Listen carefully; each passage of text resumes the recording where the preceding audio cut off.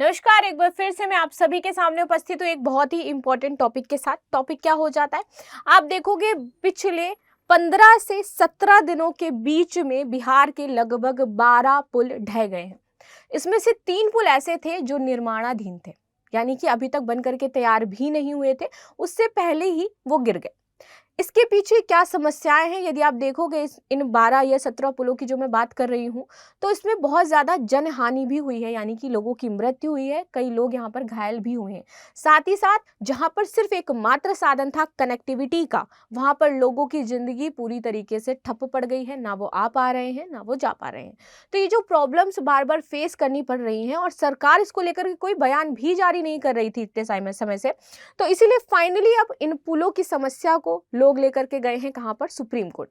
Supreme court में याचिका दायर की गई है और कहा गया है कि आप प्लीज जितने भी पुल हैं बिहार में उनका ऑडिट करिए, उनकी जांच करिए। यदि और भी पुल इस प्रकार से हैं जो कुछ आगे बीते दिनों में या फिर आगे फ्यूचर में गिरने वाले हैं, तो आप उनको प्लीज गिरा दीजिए ताकि यहाँ पर और ज्यादा जनहानि ना हो। तो इसी के बारे में हम डिटेल एनालिसिस करेंगे कि क्यों ये पुल बार बार गिर रहे हैं, क्या इससे समस्याएं उत्पन्न हो रही हैं और कैसे इसे ठीक किया जा सकता है। मेरा नाम है प्राची मिश्रा और संस्कृति आईएएस के इस प्लेटफॉर्म पर आप सभी का स्वागत है।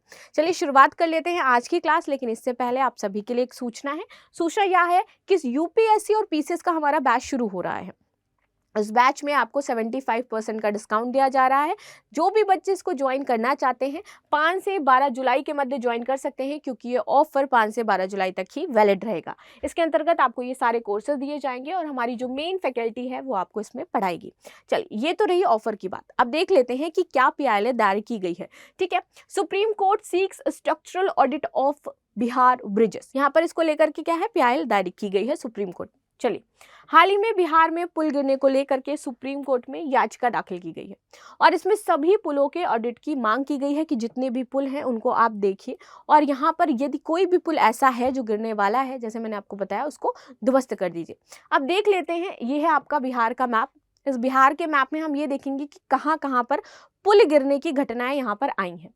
देखिए, सुपौल का इलाका है, यहाँ पर आपके पुल गिरे हैं।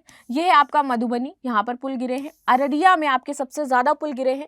इसके बाद आ जाता है आपका कौन सा, सिवान और सारण, यहाँ पर आपके पुल गिरे हैं। तो इतनी जगहों पर आप देखोगे कि पुल गिरने की समस्या हुई है। ये है आपका खगड़िया, यहाँ पर भी आपके पुल गिरे हैं। तो मैप में जो जो जगह मैंने यहाँ पर आपको दिखाई है, यहाँ पर पुल गिरे हैं। और भी एक दो जगह है जहाँ पर पुल गिरने की जो समस्या है वो सामने निकल करके आ रही है। आगे बात कर लेते हैं कि अब क्या किया जाएगा और कैसे आगे स्टेप लिए जाएंगे।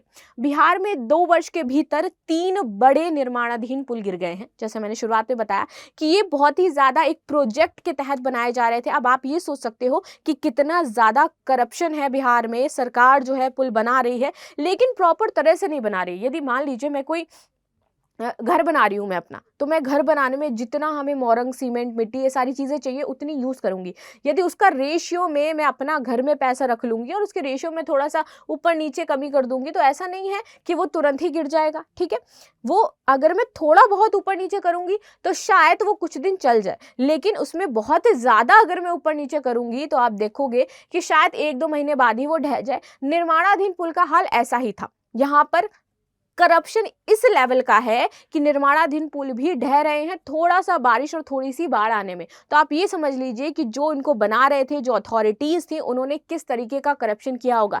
यदि 100 करोड़ रुपए आए होंगे बिहार में पुल बनाने के लिए, तो उसमें से 90 करोड़ रुपए तो लोगों के जेब में चले गए होंगे। ठीक है, इस वजह से ही ये समस्याएं आ रही हैं। नीतीश कुमार भी इस पर आगे आकर के कोई बयान नहीं दे रहे हैं, इसीलिए कन्हैया कुमार ने इन पर तंज किया और ट्वीट भी किया कि आपने देखा कि भुतही नदी के ऊपर 2 पुल बने थे, वो गिर चुके हैं। अगर आपको नहीं पता है तो मैं आपको बता दूं, बूझो तो जानो करके ऐसा उन्होंने एक ट्वीट भी यहाँ पर पोस्ट किया है। चलिए आगे देख लेते हैं। इसमें आपके मध्यम और छोटे पुल भी शामिल थे। पिछले 15 दिनों में, जैसे मैंने बताया कि 15 से 17 दिनों में आपके 12 पुल गिर गए हैं और इसमें कई लोगों की मौत हो गई है। ये बहुत बड़ी समस्या है कि जो बेचारे निर्दोष व्यक्ति हैं उनकी यहाँ पर मौत हो रही है, लोग घायल हो रहे हैं, लेकिन फिर भी सरकार कोई एक्शन नहीं ले रही है। बुधवार को ही सारण जिले में एक ही दिन में 2 पुल ढह गए और इसको लेकर के विपक्ष जो है लगातार नीतीश कुमार पर निशाना साध रहा है। और ये देखिए वही ट्वीट है जिसके बारे में मैंने आपको बताया। आगे बात कर लेते हैं। याचिका जो दायर की गई है, बेसिकली किसने दायर की और क्या कहा है, तो वो भी समझ लेते हैं। याचिका करता है ब्रजेश सिंह। ठीक है, इन्होंने सुप्रीम कोर्ट में बिहार सरकार को ये कहा है कि आप जितने भी पुल हैं उनको ऑडिट करिए और इसी ऑडिट को लेकर के याचिका वहां पर दायर करिए। बिहार में पुल ढहने से मौजूदा मुद्दे पर शीर्ष कोर्ट को तत्काल विचार करने के लिए यहाँ पर कहा गया है कि आप ना जल्द से जल्द एक्शन लीजिए, क्योंकि ये जो मामला है वो रुक ही नहीं रहा है। ऐसा नहीं है कि सिर्फ बिहार है जहां पर पुल गिरे हैं, अभी आपको मैं बताऊंगी कि वेस्ट बंगाल में कितने ज्यादा पुल गिरे हैं, छत्तीसगढ़ झारखंड में कितने पुल गिरे हैं, उनका क्या डेटा रहा है पास्ट में, वो भी हम समझेंगे। ठीक, राज्य में सभी मौजूदा और निर्माणाधीन पुलों का उच्चतम स्तरीय संरचनात्मक ऑडिट कराया जाए और ये सख्त जरूरत है ऑडिट कराने की इसकी।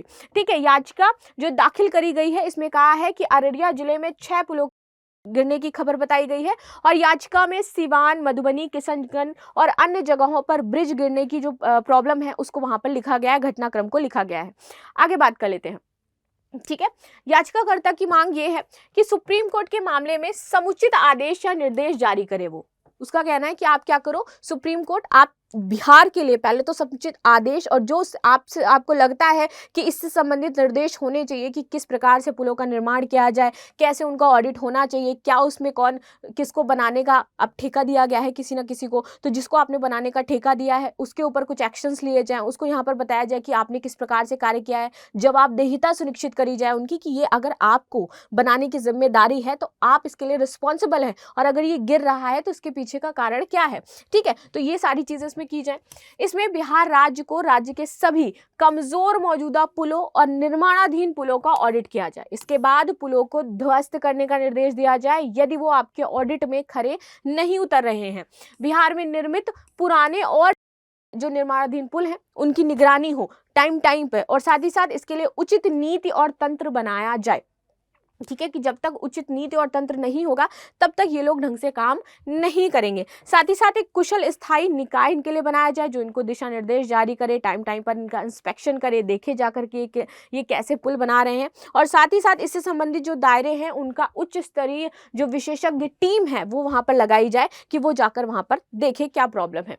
याचिका में किसे पक्षकार बनाया गया है, तो यहाँ पर है बिहार राज्य इसके खिलाफ, दूसरा है पथ निर्माण विभाग के अपर मुख्य सचिव इनके खिलाफ, फिर है बिहार राज्य पुल निर्माण निगम इनके खिलाफ, सड़क परिवहन और राजमार्ग मंत्रालय सचिव इनके खिलाफ और भारतीय राष्ट्रीय राजमार्ग प्राधिकरण। यहाँ पर इनको पक्षकार बनाया गया कि आप आकर के भाई दो, आपकी जवाबदेहिता है, आप दो आकर के और बताओ कि क्यों ऐसा हो रहा है। ठीक, आगे बात करते हैं भारत में पुल ढहने की कुछ प्रमुख घटनाओं की यदि बात की जाए 2021 में तो टोटल आपको 8 पुल दिखाई देंगे जो गिरे हैं। कहां से हैं? झारखंड से आपके 5 पुल हैं, अरुणाचल प्रदेश से आपका 1 पुल है और महाराष्ट्र से आपके 2 पुल हैं। लेकिन अभी यहीं पर ये मामला शांत नहीं होता है। मैं आपको बताती हूँ 2018, 2019, 2011 और 2016 का डेटा, जहां पर सबसे ज्यादा पुल जो गिर रहे हैं वो वेस्ट बंगाल में गिरे हैं। 2011 में 32 पुल गिरे हैं वेस्ट बंगाल में, फिर 2018 में 3 पुल गिरे हैं वेस्ट बंगाल में, फिर 2016 में आप देखोगे जाकर के तो 26 पुल गिरे हैं वेस्ट बंगाल में। ममता बनर्जी से कोई जाकर के पूछे ये ऐसे क्यों रही हैं चीजें। ठीक है, फिर उसके बाद आ जाता है महाराष्ट्र जहां पर 6 पुल गिरे हैं और फिर आ जाता है 2011 अरुणाचल प्रदेश जहां पर 30 पुल गिरे हैं। लेकिन मैं बात करूँ यदि ममता बनर्जी की तो शायद 2011 के टाइम में वो वहाँ पर मुख्यमंत्री थी या नहीं थी ये तो मुझे नहीं पता है, फिलहाल आई एम नॉट कंफर्म, लेकिन आप मुझे बताना। लेकिन उसके बाद ये जो 2018 की घटना है या फिर 2016 की है इस पर तो वो विचार कर ही सकती हैं। आगे देख लेते हैं। इसके पश्चात आप देखोगे दार्जिलिंग जो पैदल पुल है, यह हादसा होता है 2011 में। अरुणाचल प्रदेश पैदल पुल का हादसा होता है 2011 में। और ये इमेज देखिए कि किस प्रकार से लोग यहाँ पर गिर रहे हैं। यदि इनमें से किसी को तैरना नहीं आ रहा होगा तो ऑफ कोर्स उसकी जान क्या है, खतरे में है। कोलकाता विवेकानंद फ्लाईओवर हादसा, ये कितना भयानक हादसा होगा आप इमेजिन कर सकते हो। कोलकाता माजेरहाट फ्लाईओवर हादसा 2018 में होता है, ये देखिए। इसके बाद मुंबई पैदल पारपथ हादसा 2019 में होता है। गुजरात मोरबी में केबल पुल हादसा होता है, जो केबल पुल गिर जाता है आपका। तो इस तरीके से आपको कई हादसे देखने को मिले हैं जैसे मैंने आपको बताया।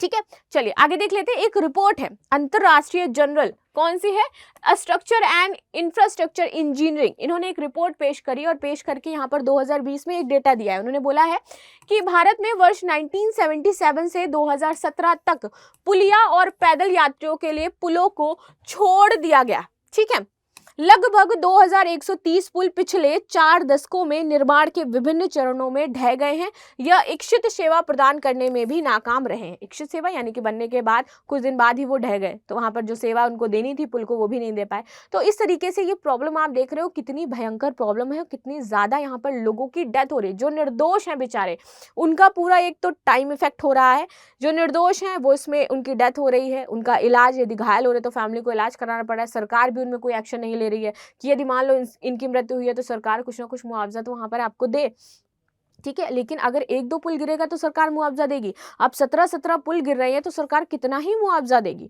सरकार भी इसीलिए चुप्पी साध करके बैठी हुई है। तो इसीलिए अब सुप्रीम कोर्ट को इस मामले में आना पड़ा है, और अब सुप्रीम कोर्ट इसके आगे क्या डिसीजन देता है ये देखते बनेगा, और क्या दिशा निर्देश जारी करता है इस पर भी हम बात करेंगे। तो मिलते हैं नेक्स्ट क्लास में, लेकिन उससे पहले आप सभी के लिए क्वेश्चन है, क्वेश्चन देखते जाइए कि निम्नलिखित में से किस राज्य में पुलों के गिरने से संबंधित याचिका सुप्रीम कोर्ट में दाखिल की गई है? गुजरात, कोलकाता, बिहार या उत्तर प्रदेश। ठीक है, तो आप सभी मुझे कमेंट में जरूर बताइएगा। मिलते हैं नेक्स्ट क्लास में, तब तक के लिए धन्यवाद। लाइक शेयर सब्सक्राइब करना बिल्कुल ना भूलें। Thank you so much.